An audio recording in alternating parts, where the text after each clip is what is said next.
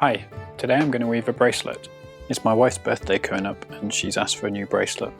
I thought I'd take some video to share with people to hopefully make it easier for anyone who fancies a go. I'll also put some links in the description for some of the places I learnt from. Here is all the kit you need for the initial weave. I've got some wire, some cutters and most importantly some safety specs. As you're weaving the wire around, the pointy end does flick about a little bit, so it's worth covering your eyes. To start, you'll need to make a series of loops. For this I'm using 5 loops, but other numbers work well. The silver ones at the start were 4 loops.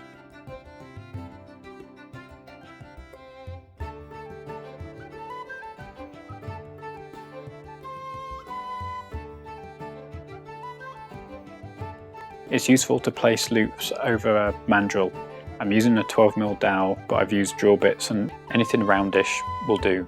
Space the loops reasonably evenly, then tie the top so they can't separate and come off. For this video I'm using a rose gold plated copper that's 26 gauge or 0.4mm. One of the pictures at the start was made using a 20 gauge 0.8mm silver coated copper. For your first go it's probably better to use a thinner wire just because it's a bit kinder on your fingers. A bit more adjusting to get them even. Then I cut a length of wire. I do about a full arm span. So the first row is the most difficult because everything can move around. Once you've got this down, the later rows get much easier. So you hook the wire over the first loop, you loop your hook in front of itself and then go from the back to the front of the next loop.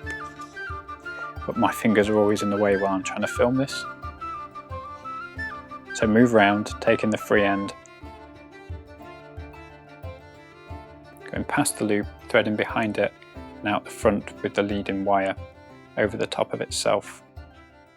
This is a very old method of weaving wire, thought to be used during the Viking Age, about 800 to 1000 AD. Then you just repeat the looping for as many rows as you need. With a bit of practice you can get the spacing and tightness reasonably consistent. It doesn't have to be perfect, as the pull board will even it out a little later. When you run out of wire, you splice a new bit in similar to how you started. Make sure that all the ends are tucked inside or they'll catch clothing later.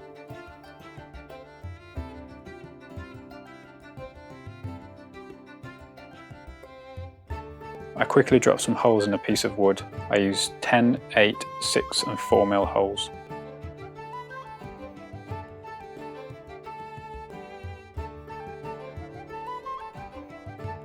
So the starting weave is 30 rows on around a 12mm dowel and it's about 70mm long. The number of rows you do sets the length of the final weave, but so does the size you draw it through.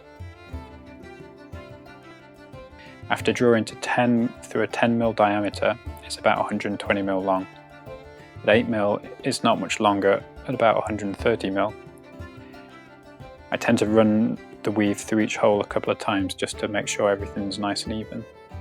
At 6mm it was 150mm long.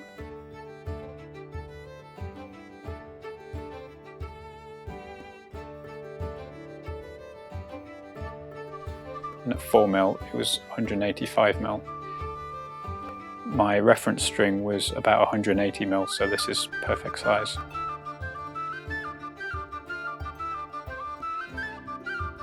I unthread and snip the loops that we used to start it off. I took the trailing ends in.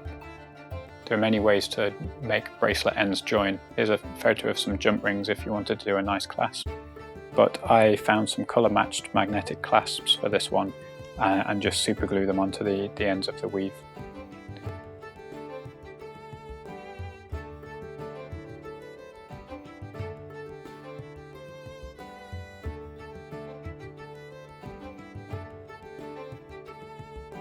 There we go.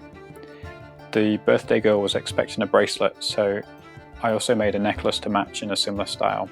This one was 95 rows and a final draw hole of 4mm gave a total length of about 500mm. Thanks for watching.